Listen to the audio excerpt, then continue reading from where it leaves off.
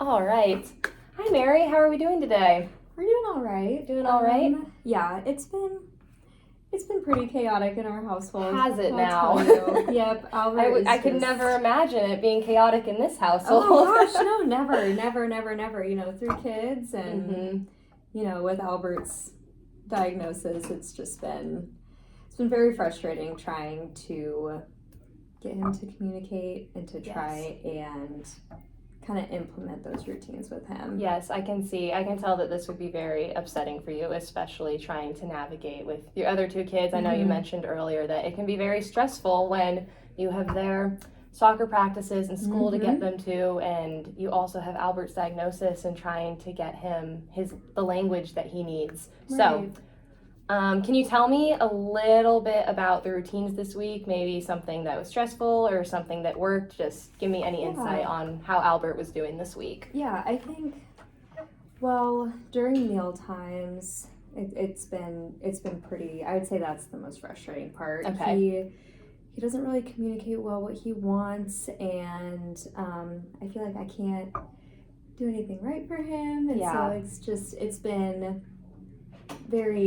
been very complicated, and so I think the meal times is where it does get pretty frustrating. Yes. Especially when, you know, he doesn't have that language. Yeah. Like we've talked about before, that, you know, just to help him get to where he needs to be, especially when it comes to food. Yes. When he doesn't get what he wants. Yes, you have mentioned that food can be a very tricky part of your routine.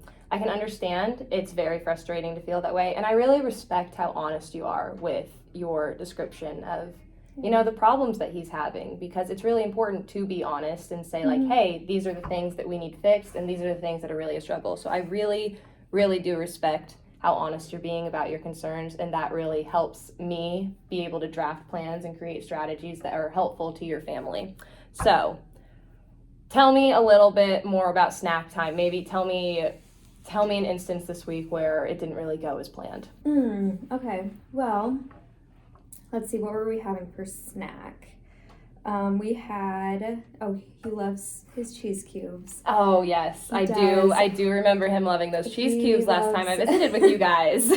And so, you know, we tried doing that again, kind of with the strategy you gave us last time, and he still was not requesting fully what he needed. And so, you know, he was just getting very frustrated and irritated to the point where he didn't want to eat. Yes. And he had a light lunch that day, and so it was like I was getting stressed out because I'm like, he's not eating. Yeah. And he's not communicating. So it's a very fine line of just where his limits are, and then if he's able to communicate what he wants, I can get him what he wants in the way he needs, I guess. Yeah.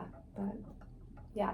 Can you remind me, are you the only one present for snack time? Is your husband ever there? Are his sisters ever there? Can you kind of remind me on that part of your routine? Snack time, he's off getting the girls from school. Okay. So it's just usually me and him. They'll sometimes come in towards the end, but by that point, I mean, I just kind of give up. Because it's just, Yeah.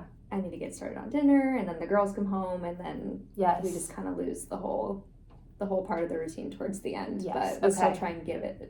It's usually just me every day. Okay.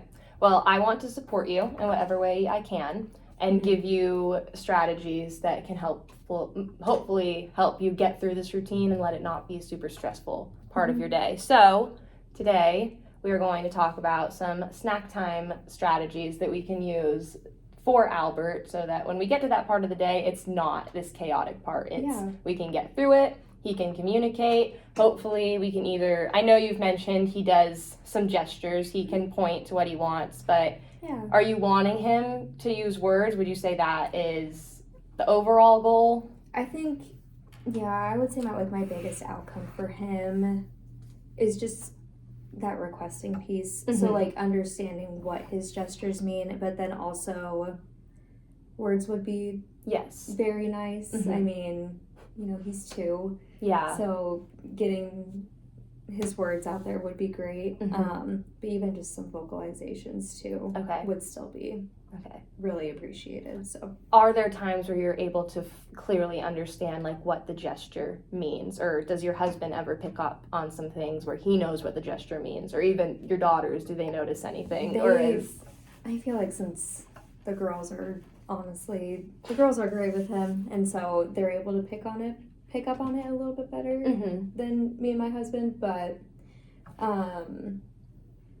I think there's a few I can understand. Yes. Like, just like if he were to just point to something, I mean, I take that as his way of telling me that's what he wants, or, you know, facial expressions, you know, he's got a lot of those.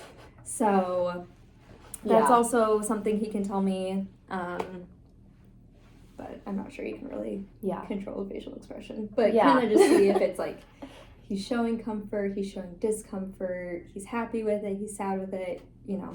So it's like those I can understand pretty well with him. Well, it sounds like you are handling this situation very well. And the fact that you're able to pick up on these very nuanced things of your child really shows that you are forming that relationship with them, and you're picking up on some ways that they can communicate, which is very, very important. So great job. You're doing a really good job having those communications with him. So we're going to start. Let's get into our snack time routine. So the first thing I would like to do for you is implement some sort of visual, so that since he's strong with those gestures, since he can pretty consistently point to things, if we can have something solid he can point to, that will really help us understand kind of what he wants. So the goal is we're going to make just a little visual that we can hang on the fridge, and then we can pull it off during snack time, and he can point to the food that he wants. Because I think I remember you saying it's really hard to tell what he wants. Is that right? Yeah. I think that would be a really good idea. Yeah. Just like having some of his favorite foods on there, and then, I mean, he can tell me. Yeah. Can you tell me some of his favorite foods that maybe you always have in the pantry? You know that's something he's going to like. The cheese cubes for sure. Cheese cubes. We have those. Let's see, what else does he like? He's not a big vegetable guy. What 2-year-old is? What 2-year-old is. He does love apples. Okay, we can put some apples on there. Let's see what else. He likes berries. Any kind of like blueberries, raspberries, crackers. He enjoys crackers, Cheez-Its specifically. Okay.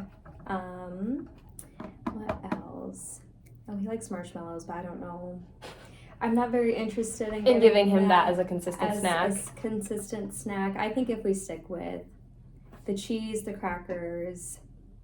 Oh, he likes turkey sticks too. Turkey sticks. So we can make a little visual, and we'll have a picture of cheese cubes. We'll have turkey sticks, apples. We can do crackers and berries. We would say those are 5 pretty consistent snacks that he has. Okay. Yeah. So our first thing will be is when it's time for snack time, we'll sit him in his height chair, and we want to explain to him what's going on. We want to bombard him with language, because when we're constantly talking to him, even if he's not responding back, he's still going to be picking up on that language, and he's still going to be learning it through you. So the more that you can talk to him, or the more, you know, if your husband and daughters come in at the end of snack time, have them join and have this be kind of a more family thing, so that everyone's talking to Albert, everyone's having a snack with him, and that'll help him get his language. So we'll have our little visual with our 5 snacks.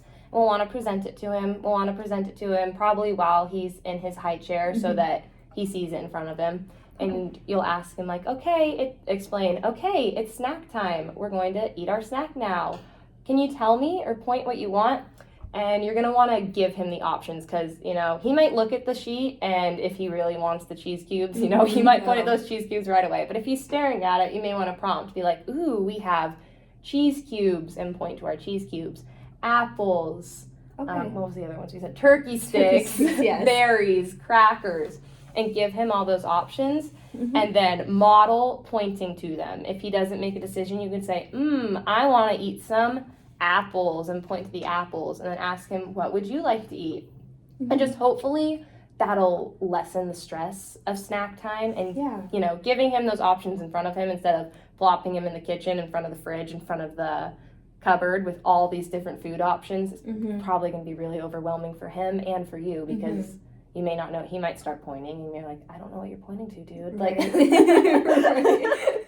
you know how you talk to your 2-year-old. And that's happened. Yeah. So giving him just 5 quick options, and then we can always switch those options out.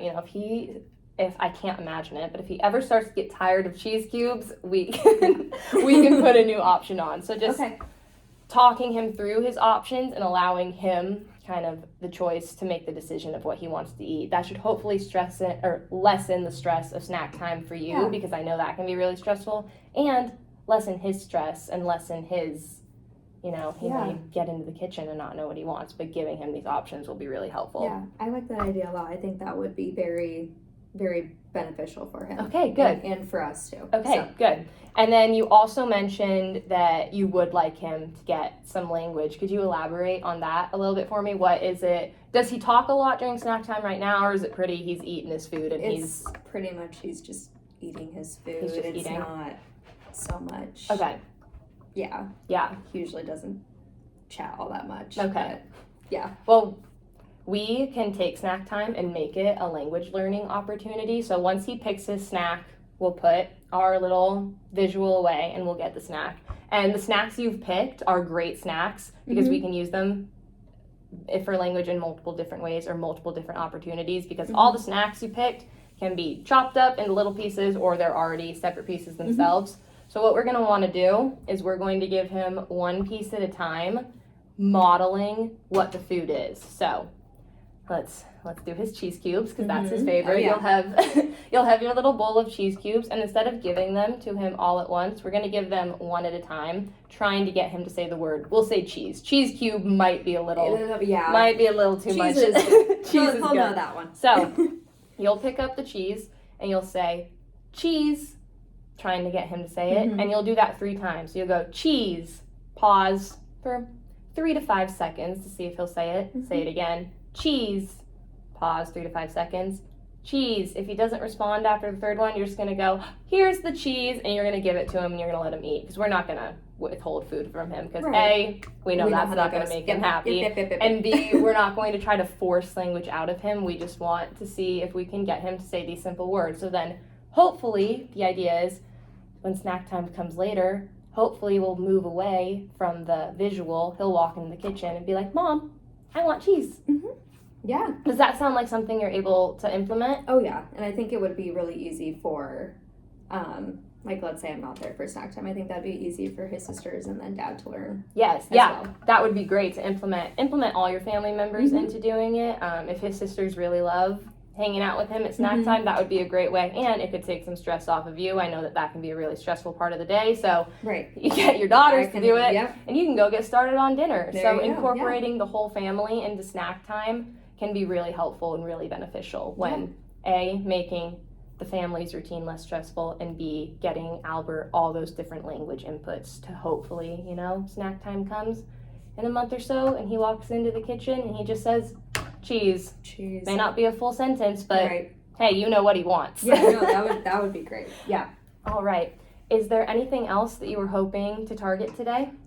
I think that's a good start. Okay.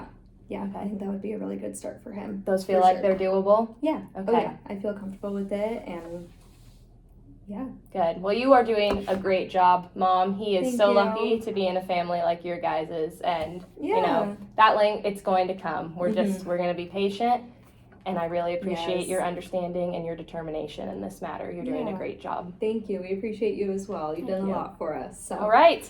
Well, we will see you next week for the next one. Hopefully he gets to eat those cheese cubes. Right. Yes.